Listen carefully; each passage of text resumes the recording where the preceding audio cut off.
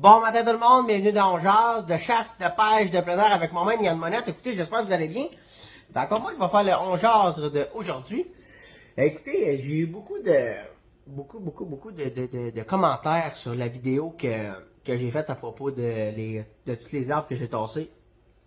Puis mon cultivateur, il a trouvé ça vraiment le fun.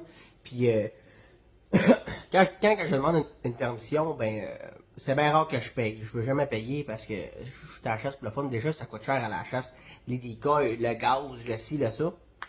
Fait que je fais souvent du truck avec. Je vends rien, je leur vends pas du truck, mais tu sais, juste le fait d'entretenir bien sa terre, de placer les arbres quand il y a des arbres, de ramasser les. Tu sais, l'autre jour, j'ai trouvé une petite grosse rotte de métal dans le champ. Je l'ai pris, je l'ai enlevé, je l'ai mis dans ma boîte de truck. Pour ça, je l'ai jeté moi-même. Je peux pas aller y montrer, hein, j'ai trouvé ça. Non. Je fais juste y montrer comme quoi que j'y vais, que je prends soin de sa terre. Puis les cultivateurs sont contents de ça. Puis même mon père, il faisait la même chose quand il allait dans. C'est ça. Quand il allait dans l'Ouest canadien.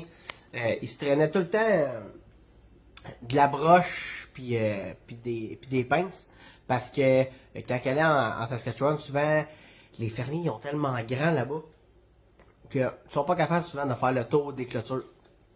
Fait que mon père, il est arrivé à un moment donné à une place, justement, la clôture était cassée, fait qu'il a pogné sa broche avec ses pins. Il a arrangé ça. À un moment donné, il y avait une gate qui était cassée, il a réparé la gate. Puis le fermier, il se souvient encore de mon père, parce que mon père, je pense qu'il a parlé il y a 2-3 ans, puis ça fait de ça 20 ans. Puis à chaque année, à chaque année, le cultivateur en Saskatchewan, il appelle mon père pour savoir, hey Steph, tu viens cette année? Puis c'est ça qui fait que on est capable de justement de demander des permissions sans trop se faire barrer, se faire mettre les bâtons dans les roues. Puis ça m'est déjà arrivé une fois. J'étais dans le coin de Saint-Jérôme, puis j'étais allé, c'est Saint-Jérôme-Mirabel, c'est vraiment entre les deux. Puis ça fait à peu près 3 ans. Puis il y avait un vortex de fou. Il y avait du canard, il y avait de l'outarde, il y avait tout. Il manquait juste de la blanche, puis c'était malade. Là. Il y en avait comme ça. Le champ il était noir d'outarde, noir de canard. Je t'avais demandé la permission au gars, puis il m'a dit non.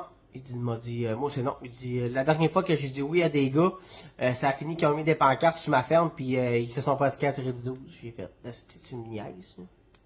Il dit non. Il dit moi non. Il dit je veux rien savoir de ça. Il dit les oiseaux sont là puis moi ça me pose 12 pieds par-dessus la tête. Fait que moi je veux plus jamais de chasseur de. Fait que j'ai fait faut vraiment être cabochon pour faire ça. Tu sais quand on va dans les champs, on tire, on ramasse nos balles, on ramasse nos bourres, on fait le tour, tu sais en gang, on quadrille le champ pour être sûr qu'il n'y a rien. T'as des estifs de tweets de même qui se foutent complètement du cultivateur qui se. Tu sais, je l'ai vu, là, j'étais là, il me l'a montré, il était rendu avec un trou, tabarnak, tu voyais bien un plomb qui passait, puis faut vraiment être tata, comme on dit. Je me retiens un peu parce que ça m'enrage de ça, faut. C'est ça, fait que c'est ça, je vais arrêter ça là.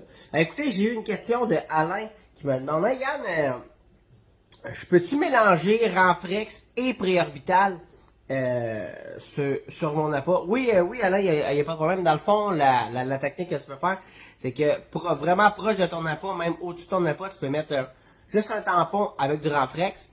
Puis ton préorbital, tu le fais un petit peu plus loin, vraiment pas loin, là, je te dirais, mettons, une vingtaine de mètres alentour. Tu fais un grattage, un faux grattage, préorbital, on met ça dans les branches, that's it. La distance que je me mets de mon appât, ça dépend de vous. Moi, à carabine, c'est sûr que plus que t'es loin, plus que t'as des chances de récolter quelque chose, parce que plus que t'es proche, plus que ton odeur, elle va être là. Puis c'est vraiment à vous, si vous êtes à l'aise de tirer. Si votre distance est 20 mètres à carabine, mettez-moi à 20 mètres. Moi, ma distance, je sais que je suis bien à l'aise à 150 mètres. Mais dans le bois, c'est pas évident. Fait que je me mets tout le temps le plus loin possible. Faut que je voie absolument mon appât. Puis le plus important, c'est pas de seulement voir son appât, c'est de voir surtout le faux grattage de préorbital. Parce que souvent, les bas, c'est la première place qui va. Fait que, pour vous installer, ça c'est vous qui décidez. Ça c'est, vous avez pas de... Comme que je vous dis, plus que vous êtes loin, mieux c'est. Il faut que vous soyez à l'aise de tirer loin. Moi, je suis très à l'aise. Bien à côté. Ou... Ça, c'est vous qui décidez. Dans le fond, j'espère, Alain, que ça répond à ta question pour ça. J'ai aussi une autre question de Alexis. Il me dit, hey Yann, il dit, j'ai vu ton genre ce que t'as fait, puis j'avais montré mon setup un peu. Puis il me dit, c'est super important le vent. Je fais, tabarnak, c'est aussi important le vent à chasse au canard que le vent à chasse au chevreuil. Parce que pourquoi? Parce que c'est simple, le canard ou l'outarde ou l'oie blanche va tout le temps rentrer le vent d'en face. Pourquoi d'en face? Ben c'est des oiseaux, hein. Fait que quand ils ont le vent d'en face puis qu'ils se mettent à casser les ailes, le vent va les ralentir. S'ils font l'inverse, ils vont rentrer full pin dans le champ puis ils vont prendre une maudite débarque. Fait que si mettons exemple, tu as ton vent d'en face, ben il faut que tout le temps que tu places tes décoils en conséquence de. Il y a la goutte d'eau souvent que quand on a un popé setup, la goutte d'eau là, c'est que je vais faire, mettons, c'est comme ça, comme ça, comme ça. Je l'ai fait à peu près là. Dans le fond, puis que le vent il est comme ça. Dans le fond, regardez. La goutte d'eau là, c'est que vous allez placer tous vos décoils dans ce sens-là, comme ça, vraiment tout ici comme ça, avec le vent qui pousse comme ça, puis les oiseaux vont entrer comme ça. Il y a une manière comme ça. Moi, souvent, ce que je fais quand je chasse sa rivière des Outaouais, vu que le 3/4 du temps, le vent, il pousse, j'ai la rivière devant moi, fait que le vent, il pousse comme ça. Fait que souvent, c'est assez dur de mettre mes décoils. Fait que ce que je vais faire, c'est que j'ai la rivière là. Ce que je vais faire, c'est que je mets mes décoils comme ça, un peu en diagonale. Dans le fond. Fait que dans le fond, ce que je fais quand je suis sur la rivière des Outaouais, ce que je vais faire, c'est que moi, je vais être placé où est-ce qu'il y a le rond. On va faire des barbeaux comme ça.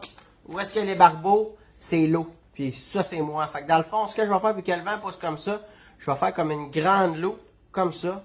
Puis comme ça, pour que aussitôt que les canards vont arriver, ben souvent, ils vont casser tout dans ce point-là. Mais ça, là, faut quand même le faire proche, parce que c'est arrivé souvent que quand il fait noir, tu installes tes decoys, puis tu checkes, puis finalement, ton decoy, le plus proche est à 50 mètres. Tu fais, oh, Colin, fait que finalement, il jette tout à 50 mètres. Mais il y a un paquet de livres. Si maintenant vous allez sur Google, vous marquez Setup Duck Hunting on the River, puis il vous sort plein de croquis, plein de manières de placer vos decoys. C'est vraiment le fun. Comme moi j'aime ça, moi quand je fais ça avec mes chums, que j'ai mon os, que je prends tout le temps mon os, puis je fais ça dans les airs, puis là je vois le vent. Je fais ok, il va rentrer de même probablement comme ça, comme ça. Puis si le vent il tourne, bien souvent ce que je vais faire, c'est que je vais faire plusieurs petits setups. Je vais faire mettons un setup qui va se mettre comme ça, l'autre setup comme ça, l'autre setup comme ça. Je fais comme une genre d'affaire. Ou bien ce que je vais faire, c'est que souvent quand j'ai un trou d'eau, comme l'autre jour j'étais dans un champ, ce que j'ai fait, c'est que j'avais mon trou d'eau, puis j'ai mis des decoys tout le tour du trou d'eau pour que les canards les jettent directement dedans. Il n'y en a pas de canards parce que je sais pas ce qui se passe cette année. S'il y en a que c'est pareil, moi le canard cette année je fais zéro. J'ai fait des belles chasses, j'ai fait au moins 2 à 3 belles chasses solides. C'était dans un champ de maïs qui était inondé, fait que ça c'est sûr c'était malade. Mais habituellement moi ça arrivait des Outaouais, je me sors tout le temps à faire. Tu sais, je fais une sortie, j'en fais 4, 5, 4, 5. Quand j'étais avec mes chums, on monte à 8. Mais cette année, zéro. Un gros zéro. Je sais pas pourquoi. Mon champ, j'avais le X parfait. Un X, quand on dit, mettons un X, c'est c'est où est-ce que les canons, ben, les outardes, ils sont. C'est ça. C'est le X de l'emplacement où est-ce qu'ils sont. C'est comme ça. Mais j'avais un X de fou.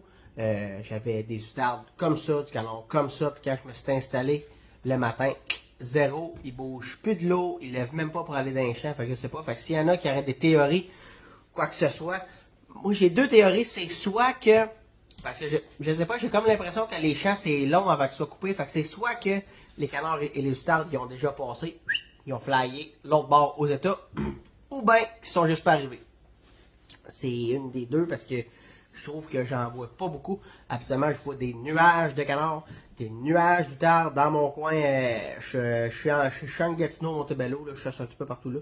Puis habituellement, j'en vois pas mal. Puis cette année, zéro. Donc, s'il y en a qui auraient des théories ou quoi que ce soit, j'aimerais ça les savoir parce que j'aimerais ça savoir où est-ce qu'ils sont. Donc, c'est à peu près ça. Là, ça se peut qu'il y ait eu un cut parce que mon père, il m'a comme appelé entre ça. Fait que c'est ça. Donc, dans le fond, pour continuer tout cela, je venais au sujet du seuil de Virginie en Finlande. Parce que dans les années 1934, il n'y en avait pas de chevreuil. Puis dans le fond, c'est un club privé. Non, c'est pas vrai. C'est une association et un riche homme d'affaires qui s'est dit, nous autres, on en veut du sel de Virginie. On veut du whitetail chez nous. Fait qu'ils ont commencé avec 5 chevreuils. Ils ont introduit 5 chevreuils du Minnesota dans Finlande. Fait que dans le fond, parce que le cerf de Virginie, il y en a juste ici. De l'autre côté, c'est une autre sorte de chevreuil. Ils ont du cerf brocard, ils ont du cerf rouge. Ils ont un paquet d'autres cerfs, mais du cerf de Virginie, il n'y en avait pas. Fait que dans le fond, si que je comprends bien dans ce que j'ai lu, c'est dans le fond, c'est les chevreuils du Minnesota qui ont réussi à faire aller de l'autre côté. Puis aujourd'hui, il y en ont plus de 100 000 chevreuils dans le fond cerf de Virginie. Fait que dans le fond, c'est quand même quelque chose de voir une affaire peuplée comme ça. Fait que c'est pas long, là. Puis ils sont partis de 5 à 100 000 en l'espace de pas grand temps. Je suis pas bon dans le calcul un matin, là. Mais c'est à peu près ça. Fait que dans le fond, c'est ça. Fait que c'est une association privée et un riche homme d'affaires qui s'est dit, nous autres, on veut ça. Ils n'ont pas passé par de comité ou quoi que ce soit pour essayer d'en introduire. Ils se sont dit, nous autres, on en veut ça, nous autres, on veut la remonter la fonte. Pas besoin de passer par ci, par ça, par ci. J'espère que vous comprenez que je sais que je veux dire. Fait que c'est ça. Donc, ça conclut à peu près le... Ah oui, non, j'ai oublié ça. J'ai vu passer la photo de mon père avec un chevreuil et un boc avec une flèche dans le front. J'espère que c'est un mauvais tir, parce que si le gars il s'est dit, Colin, je vais shooter ça dans le front puis il va écroser là, c'est pas très très brillant. Parce que le pourquoi, ben la zone vitale est pas grosse. Puis quand des fois, je l'ai déjà fait, mais à carabine. Parce que à carabine, l'impact que ça a, ça génère une expansion de force qui fait que tout éteint en dedans, mais tandis qu'une flèche, ça fait qu'un trou. That's it. Fait que, puis dans le coup, ben, il peut pogner rien que des nerfs, il peut bosser juste vers en bas, puis rien d'autre à voir. Fait que dans le fond, c'est pas très recommandé. En tout cas, moi, je le ferais pas. Moi, c'est sûr que non, même s'il est loin, même si je vais l'essayer, même s'il est bien proche, que je vois juste la tête, je saute pas ça là, c'est dans le coffre. That's it. Fait que ça conclut pas mal le 11 de 18 octobre. Donc, j'espère que vous allez aimer ça. Si vous avez des questions, puis n'oubliez pas, là, je vais avoir vos théories sur le pourquoi que je vois pas beaucoup de canards. Puis je suis pas le seul, là, j'ai un de mes chums, Mathieu Boudreau, là, lui c'est pareil, absolument, il y a un spot de fou au Saguenay. Puis au Saguenay, je dis pas au Saguenay, il est à Chicoutimi. Je dis pas au Saguenay parce que je suis pas capable de faire la différence. J'ai tout le temps peur de me tromper. Mais il me dit, Yann, il dit, habituellement, j'ai 200-300 canards dans mon spot, puis cette année, hey, le gros, on va là-bas. Puis cette année, je n'ai à peine 50. Fait qu'il se passe quelque chose. Mais moi, mes deux théories, c'est soit qu'ils ont flyé, ou bien qu'ils sont pas encore arrivés. Mais s'il y a du monde de Val d'Or qui m'écoute, je sais souvent que Val d'Or sont avant tout le monde. Donc, sur ce, j'espère que vous avez aimé ça. Likez, partagez, commentez. Likez, partagez, commentez. C'est à peu près ça. Donc, si vous avez des questions, Facebook, Instagram, YouTube, Fermonette, on est partout. Donc, sur ce, salut tout le monde, bye bye.